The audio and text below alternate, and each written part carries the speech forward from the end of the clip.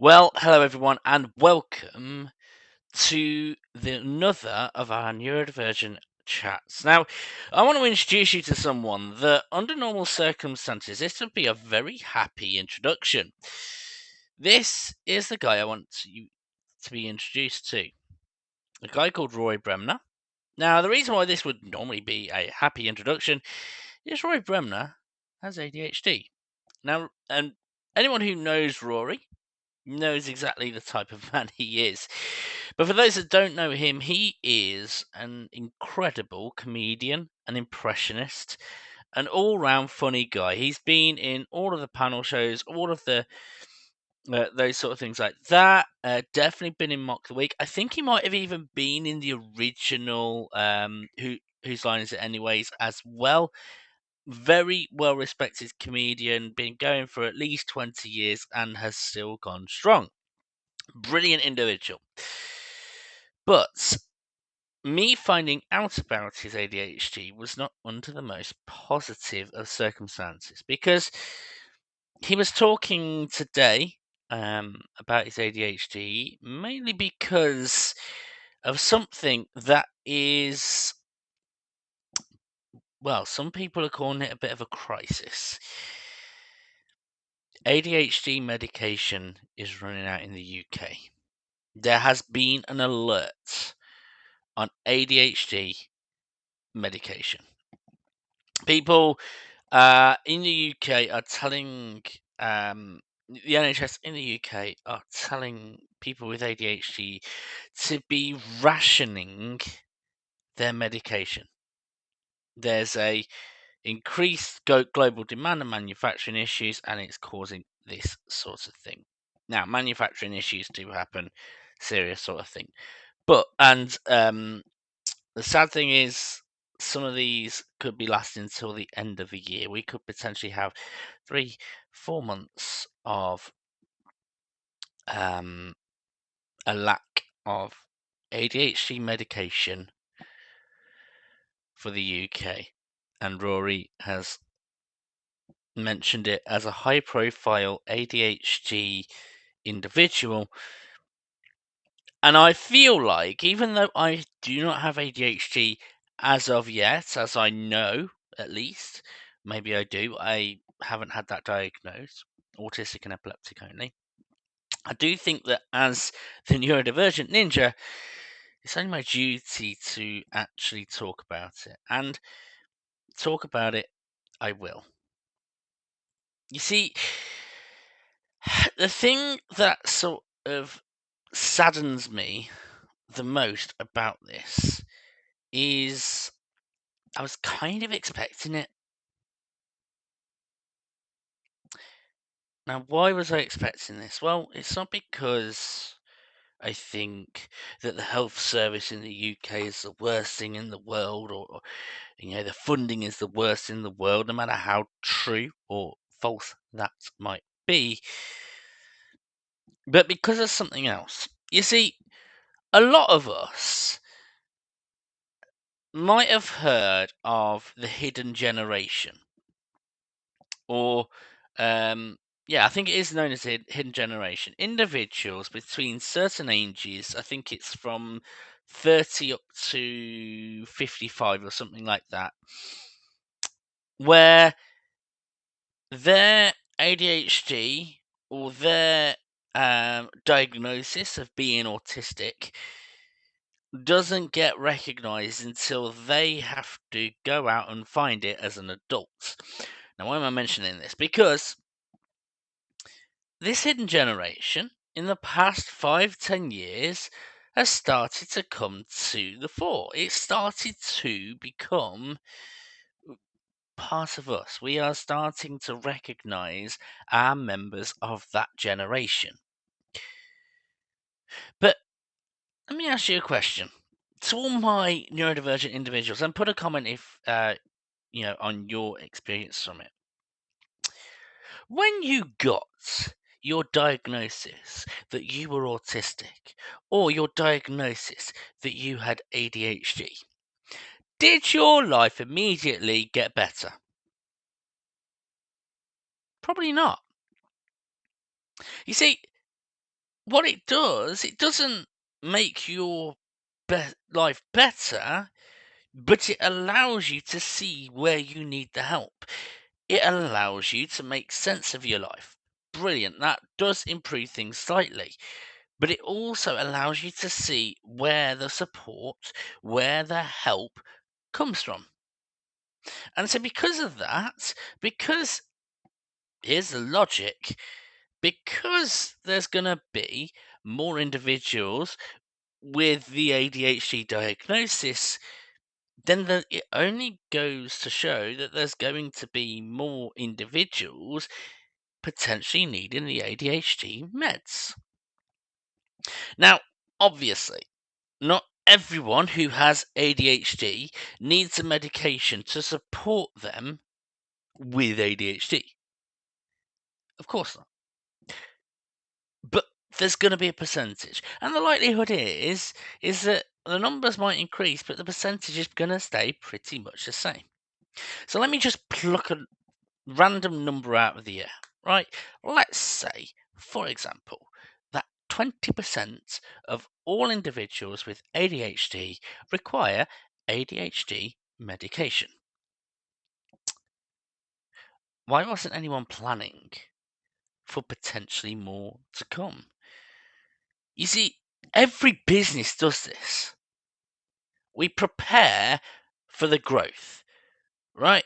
Businesses are meant to do that. They prepare not just for the capacity, they prepare for the growth. They prepare for the demand. I'm doing it right now in changing the way that my stream, changing the way I'm doing it because of a news story that's important, right? A news story that's come through with the ADHD meds, I've adjusted my stream to talk about it. It's about adjusting for the demand. You're meant to plan all the time, right? Why wasn't anyone planning? Let's say that number is 20%, right? So you need to order 20% of meds, a certain number. Let's say 1,000 a week. We need 1,000 a week. Why wasn't anyone going, right, let's order 1,500 a week because this number's going to increase? People should have seen it. And it's one of the things when it came to the hidden generation, I was worried, and it turns out my worries were genuine, that we were just going to celebrate, which we should, this hidden generation finally getting their diagnosis. But there was no one preparing for the second stage. Brilliant. We've got these people with their diagnosis. Now, how are we going to support? Now, here's the thing. It is affecting people's lives. There might be some people that think, well, hold on. This is not like cancer medication, or this is not like, um, you know, a shortage of hospital beds or anything like that. It's not quite a health crisis. Why are we calling it a crisis? And to a certain extent, I agree with you. There isn't a high profile direct medical impact on that. But, huge but here. Like I said, we've got people like Roy Bremner, high profile individuals with ADHD. Now, if Roy Bremner can do it, has got ADHD, then the likelihood is managers are going to have ADHD, CEOs are going to have ADHD, sports stars are going to have ADHD. There's going to be a lot of people with ADHD. And not the stories, the experiences of the individuals with ADHD that I've read about are finding their job more difficult. It's increasing the stress. It's increasing the anxiety. It's increasing the pressure. And so, whilst there won't be a direct medical impact or a direct societal impact, it's gonna be felt. The ripples are gonna be felt. Yes, it's probably the best way of describing this, right? Is okay, it's not the equivalent of someone splashing a boulder in in the pond in front of you, splashing you in the face. Of course it's not. But it is a sizable rock being thrown at a distance away, so you can still see it, and the ripple effects will carry on coming. We will see this. We will have the challenges come our way. Maybe it's from people with ADHD taking days off for mental health reasons. Maybe it'll be that there will be more, let's say, wild talk from those with ADHD because they just can't take it anymore. So that is the crisis. But let's start thinking positive. What can we do? What can we do as a community to help? Well, in a sense, it's being a human being, but potentially taking it more so. Do you have a family member, a school friend, a work colleague who has ADHD? You do? Good. So, how about more patience, more understanding, more care? These are rationing their medication. Now, let's throw this one out there. Okay?